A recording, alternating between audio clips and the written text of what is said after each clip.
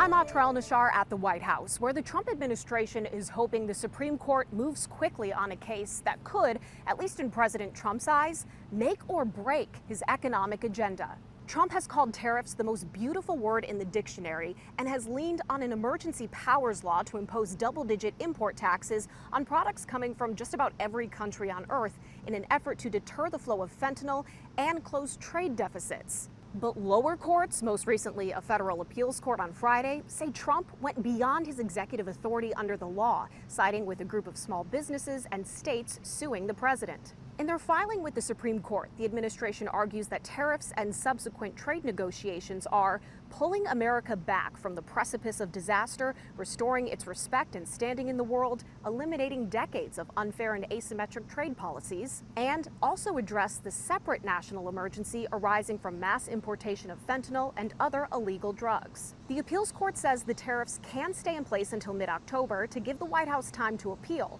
Earlier this week, the president says he wants the Supreme Court to fast-track a decision because of losses on Wall Street. We're going to ask for an expedited ruling because, when you look at the stock market's down today, the stock market's down because of that, because the stock market needs the tariffs. But in their filing, the White House says the court should expedite because the lower court's decision has jeopardized ongoing foreign negotiations and threatens framework deals. After months of negotiations and extensions for dozens of trading partners, the president secured just 8 trade agreements. These deals are all done.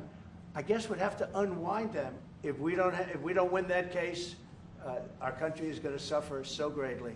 If the administration loses at the Supreme Court, there is a separate law from 1930 they could lean on to impose some tariffs, but on a much more limited basis. So the president's entire approach to trade would essentially have to begin again. At the White House, I'm Atrel Nashar.